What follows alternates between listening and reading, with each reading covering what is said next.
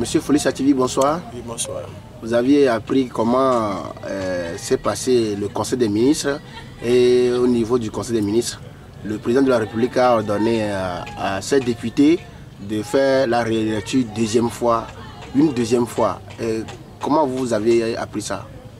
Effectivement, nous étions là quand le 29 mars, le gouvernement togolais a sorti un communiqué pour demander à l'Assemblée nationale de procéder à une relecture du test voté dans la nuit du 25 au 26 mars 2024. Test rejeté par la majorité des Togolais, la plus grande majorité des Togolais. Et vous savez, en renvoyant ce test pour deuxième lecture, je pense que le président Faure Gnassingbé et tout son gouvernement, tous ses soutiens, n'ont absolument rien compris des véritables aspirations du peuple togolais. Le peuple ne demande pas de revoir le test voté. Le peuple demande le retrait pur et simple de ce test-là. La constitution togolaise n'aurait jamais dû être retouchée. Nous avons déjà démontré à plusieurs reprises que les députés intérimaires actuels n'ont ni la légitimité, ni le mandat qu'il faut pour procéder à la révision de la Constitution. Encore moins la changer. C'est des gens qui ne sont chargés que des affaires courantes. Et vous savez, en droit, on dit souvent que la forme détermine le fond. Lorsque la forme n'est pas bonne, alors on ne s'attache plus au fond. C'est un principe unanimement partagé en droit. Et elle est abondamment appliquée au niveau de toutes les instances judiciaires, y compris au Togo. Lorsque la forme est mauvaise, on ne voit plus le fond. La forme, elle est déjà mauvaise. La procédure est déjà viciée. Aucune procédure de révision constitutionnelle ne peut être engagée en ce moment précis. Alors, M. Faure Gnassingbé doit comprendre que ce qu'il faut faire, c'est de retirer purement et simplement ce test voté en remettant tout en ordre comme il l'a déjà fait en 2005. Et je rappelle toujours l'événement de 2005. Faure Gnassingbé et toute sa bande, tous les caciques du RPT, avaient unilatéralement décidé de procéder à la modification de la Constitution afin de permettre à celui-ci de terminer le mandat de son père. Mais après les protestations populaires et après les pressions extérieures, ils sont revenus, ils ont tout remis en l'état. Alors c'est tout simplement ce que nous leur demandons actuellement.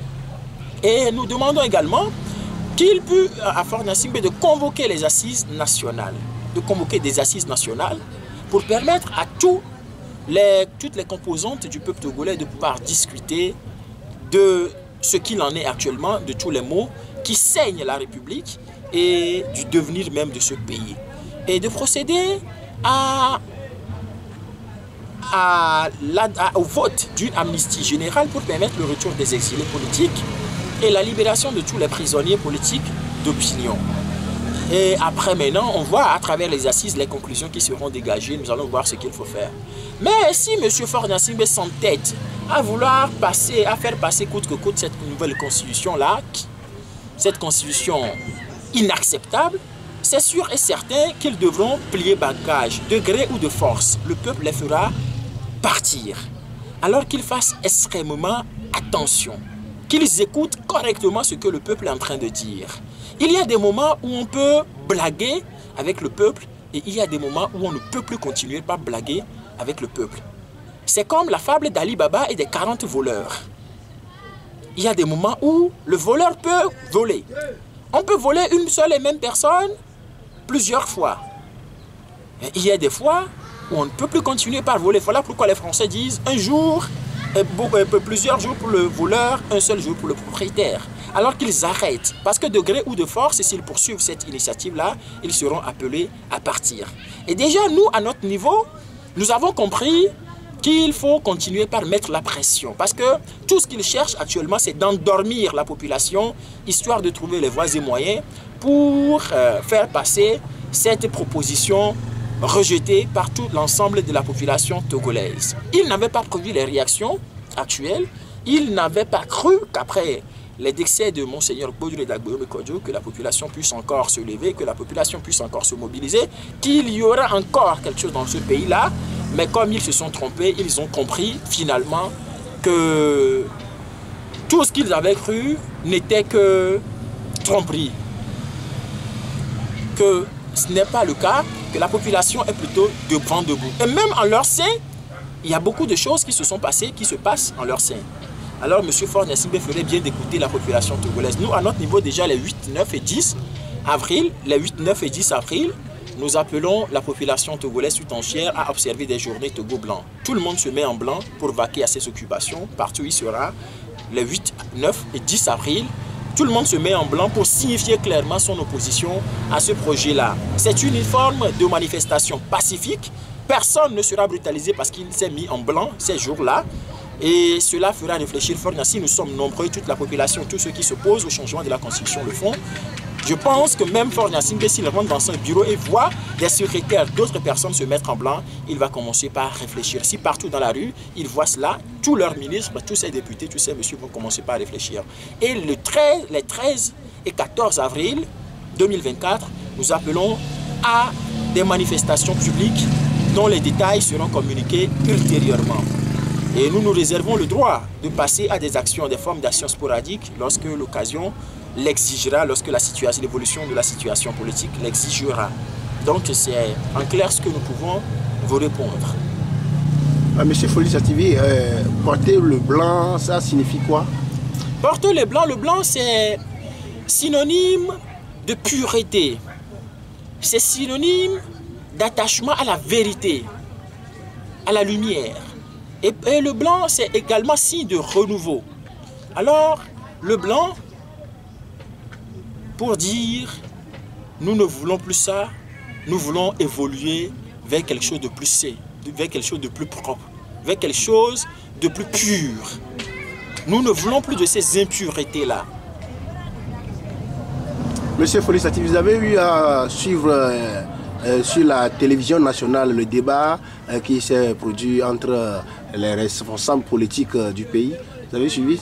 J'ai suivi ce débat, mais à un moment donné, j'ai préféré passer à autre chose parce que c'était suffocant.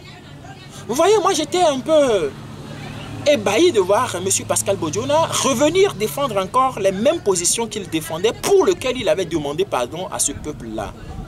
Qu'il vous souvienne qu'en 2018, moi je l'avais directement interpellé par rapport à un certain nombre de choses, parce qu'en 2005, c'est lui qui était le bras droit direct de Faure-Gnassingbé lorsqu'ils étaient en train de faire commettre les massacres, les pires abominations dans ce pays-là. Et j'ai cru qu'il avait changé, qu'il était enfin revenu à lui-même, puisqu'il avait lui-même, sans que personne ne le lui exige, demandé pardon à ce peuple. Mais le revoir dans cette posture-là, vous savez, ça pose le problème même, la problématique même de la dignité de l'homme politique togolais. Sommes-nous vraiment dignes?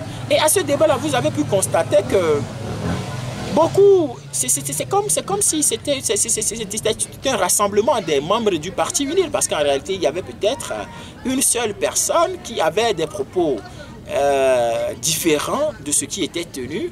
Et quand vous suivez un peu tout ce que ces professeurs dits agrégés et titulaires et tous ces docteurs en droit disaient, vous vous demandez si l'école togolaise n'a pas un sérieux problème.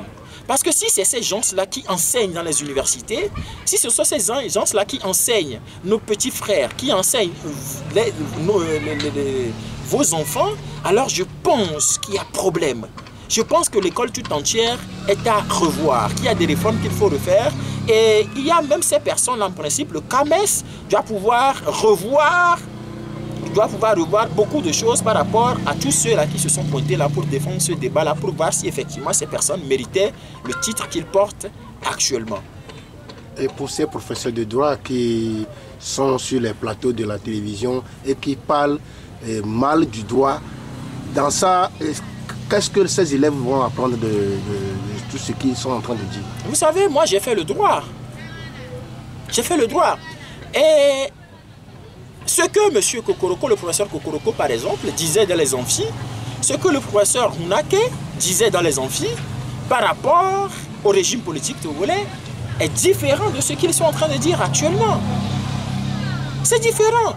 Non, dans les amphis, ils disent autre chose, mais puisqu'à un moment donné, il y a la faim qui commence par déranger et puis il y a des convictions, des envies qu'il faut satisfaire. Et et dont la satisfaction passe nécessairement par le mensonge, en tout cas par la négation de certaines réalités, alors on a décidé de faire comme tel. Mais ils oublient. En procédant comme tel, ils ont quand même des collègues dans certains pays, ils ont des collègues en France, des collègues dans d'autres pays, qui suivent un peu ces débats-là et qui suffoquent également, qui se disent mais merde, mais ceux-là, que sont-ils devenus? Mais donc, leurs convictions sont autant solubles dans l'argent au point qu'ils soient capables de renier tout ce qu'ils ont appris, tout ce qu'ils disaient, tout ce qu'ils déclaraient. Pour combien en réalité des gens se demandent? Pour cette petite vie que nous sommes appelés à vivre sur Terre? Est-ce simplement à cause de ça que c'est pitoyable? Et pourtant, avec les titres qu'ils portent, ces personnes n'allaient quand même pas chômer dans ce pays. Ces personnes n'allaient quand même pas vivre affamées dans ce pays. Malheureusement, ils ont choisi le mauvais côté, d'être au mauvais côté de l'histoire. Mais je pense que l'histoire, à un moment donné, absoudra. Aujourd'hui, vous lancez des